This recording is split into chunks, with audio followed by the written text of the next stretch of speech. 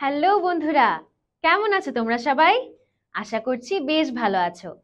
আমি মিথিলা তালুকদার তন্নি তোমাদের সবাইকে স্বাগত জানাই গো জি8-এ।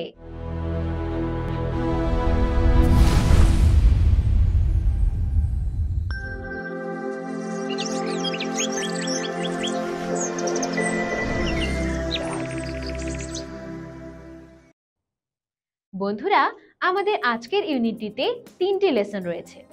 লেসনগুলোতে শিল্প ও সঙ্গীত, যেমন লোকসঙ্গীত, হস্তশিল্প ইত্যাদি বিষয়ে আলোচনা করা হয়েছে। তাহলে চলো বন্ধুরা, আজকে আমরা জেনে নেই ইংলিশ প্রথম পত্রের ইউনিট 11 লেসন 1-এর হোয়াট ইজ বিউটি এই গল্পটি। তাহলে চলো এবার আমরা এই গল্পটি পড়ি ও গল্পটি আরো বিস্তারিত জেনে নেই। তাহলে চলো বন্ধুরা, প্রথমে আমরা গল্পটি ছোট ছোট অংশে পড়ে নিই, তারপর আমরা ধাপে ধাপে এর অর্থ সম্পর্কে জানব। Here are two poems which deal directly with the theme of beauty. অর্থাৎ এখানে বোঝানো হয়েছে যে এখানে দুটি কবিতা রয়েছে যেগুলো সরাসরি সৌন্দর্য নিয়ে কথা বলেছে। চলো আমরা দেখে নিই গল্পটির পরের অংশে কি বলা হয়েছে। While Lord Byron 1788 to 1824 finds perfect beauty in a woman whom she idealizes, Emily Dickinson 1830 to 1886 asserts that beauty is inseparable from truth. She describes two persons who died for them and are now buried in tombs near each other. অর্থাৎ বন্ধুরা, গল্পটির এই অংশে বোঝানো হয়েছে যে একদিকে Lord Byron 1788 থেকে 1824 একজন নারীর মাঝে নিখুঁত সৌন্দর্য খুঁজে পেয়েছেন, যাকে তিনি আদর্শমণ্ডিত করেছেন। অপরদিকে এমিলি ডিকিনসন 1830 থেকে 1886 জোর দিয়ে বলেছেন যে সুন্দর ও সত্য অবিচ্ছেদ্য। তিনি দুজন ব্যক্তির কথা বর্ণনা করেছেন যারা এগুলোর জন্য মৃত্যুবরণ করেছেন আর এখন একে অপরের কাছাকাছি কবরে সমাহিত রয়েছেন। বন্ধুরা, এবার চলো আমরা কবিতাটির পরের অংশে কি হয়েছে তা দেখে নিই। She walks in beauty by Lord Byron. She walks in beauty like the night of cloudless climes and starry skies, and all that's best of dark and bright meet in her aspect and her eyes. Thus mellowed to that tender light which heaven to gaudy day denies. অর্থাৎ কবিতাটির নাম সে সুন্দরের মাঝে হেঁটে বেড়ায়, লিখেছেন Lord Byron. সে সুন্দরের মাঝে হেঁটে বেড়ায় যেন মেঘমুক্ত দেশ আর তারকাখচিত আকাশের রাত, এবং আধার আলোর সর্বোত্তম সবকিছু তার রূপে আর তার নয়নে মিলিত হয়েছে। এভাবেই সেই কোমল আভার প্রতি সুকোমল যা আকাশ দেয় না ওই নিষ্প্রাণ দিনকে। বন্ধুরা, এবার চলো আমরা আজকের কবিতাটি সম্পর্কে আরো বিস্তারিতভাবে জেনে আসি।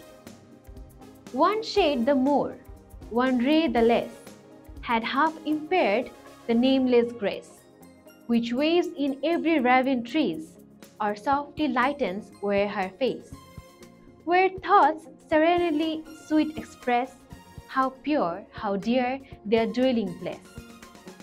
অর্থাৎ কেউ একটু বেশি ছায়া দেয়, কেউ একটু কম আলো দেয়, বেনামি মাধুর্যের অর্ধেক হারায় যা প্রতিটি কালো বেনিতে ঢেউ খেলে যায়, অথবা মৃদুভাবে তার মুখে আভা ছড়ায়, যেখানে ভাবনাগুলো প্রশান্তভাবে প্রকাশ হয়। কত পবিত্র, কত প্রিয় তাদের আবাস। And on that cheek and where that brow, so soft, so calm, yet eloquent, the smiles that win, the tints that glow, but tell of days in goodness spent, a mind at peace with all below, a heart whose love is innocent. অর্থাৎ আর ওই গালে এবং ওই ভ্রুতে কত নরম, কত শান্ত তবু বলে যায়, কত কথা যে হাসি জয় করে নেয়, যে আভা দীপ্তি ছড়ায়, কিন্তু বলে যায় সুখে কাটানো দিনগুলোর কথা, শান্তিতে খুব গভীরে একটা মন, নিষ্পাপ ভালোবাসার একটি হৃদয়। বন্ধুরা, আমাদের পরবর্তী অংশে একটি কবিতা দেয়া আছে, I Died for Beauty by Emily Dickinson. Adjusted in the tomb, I died for beauty, but was scarce when one who died for truth was lain in an adjoining room. কবিতাটির নাম সুন্দরের জন্যই মৃত্যুবরণ করেছিলাম, লিখেছেন এমিলি ডিকেনসন।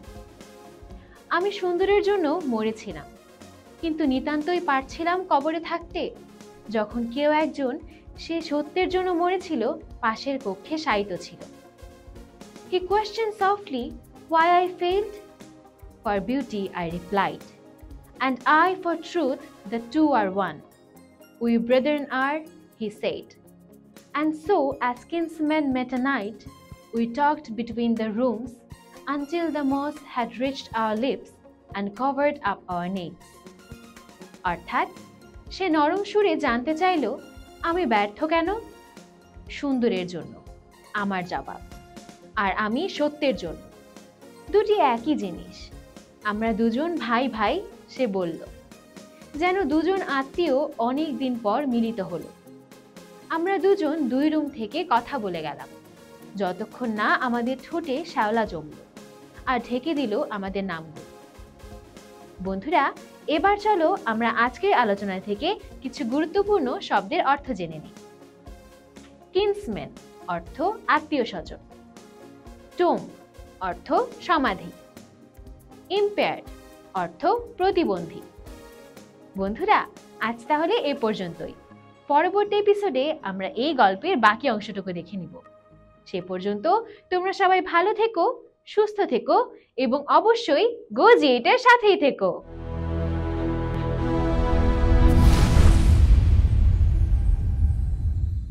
বন্ধুরা, এবার চলো আমাদের আজকের আলোচনা থেকে কিছু গুরুত্বপূর্ণ নোটস জেনে নিই।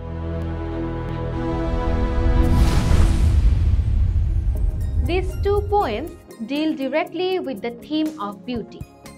অর্থাৎ এই দুটি কবিতা সরাসরি সৌন্দর্যের বিষয়বস্তু নিয়ে কাজ করে।